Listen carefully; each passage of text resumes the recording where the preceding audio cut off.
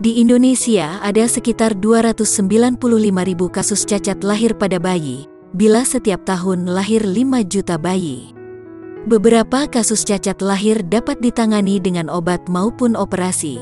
Namun, keluarga harus bisa menciptakan lingkungan positif yang dapat membantu mengatasi kekurangan anak nantinya. Saat bayi dalam kandungan didiagnosa cacat lahir, orang tua harus mencari pendapat lain atau second opinion.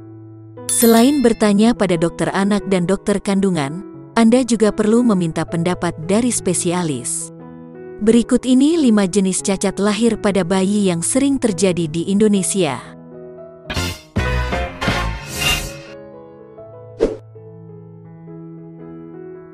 1. Kelainan jantung bawaan. Kelainan jantung bawaan termasuk dalam cacat lahir pada bayi, karena anatomi tubuh yang abnormal.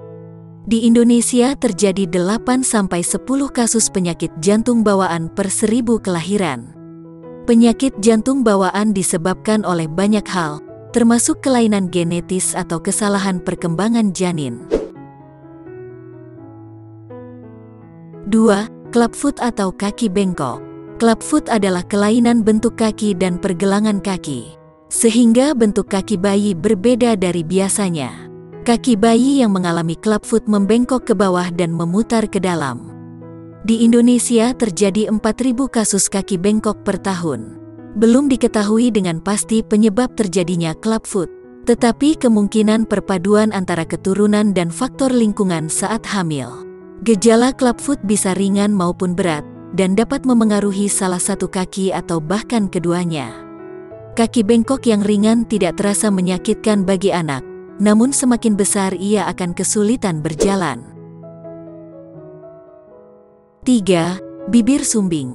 Kasus bibir sumbing masih menjadi masalah serius di Indonesia. Tahun 2016, tercatat sekitar 9.500 anak menderita bibir sumbing. Penyebab pasti bibir sumbing agak sulit dipastikan, tapi kemungkinan karena faktor keturunan dan lingkungan saat sedang hamil. Ada 3 jenis bibir sumbing seperti langit-langit mulut, jaringan lunak di belakang mulut, dan bibir atas. Semua tipe tersebut biasanya terbelah ketika awal perkembangan janin dalam rahim. Anak-anak yang menderita bibir sumbing biasanya membutuhkan bantuan terapis wicara. Perkembangan bahasa anak akan terpengaruh karena bentuk bibir dan langit-langit mulut yang berbeda. 4. Spina bifida. Spina bifida adalah cacat lahir yang menyebabkan tulang punggung bayi tidak terbentuk dengan wajar. Kelainan ini biasa terjadi pada bulan pertama kehamilan. Beberapa kasus spina bifida dapat dideteksi melalui serangkaian tes yang harus dijalani oleh ibu hamil.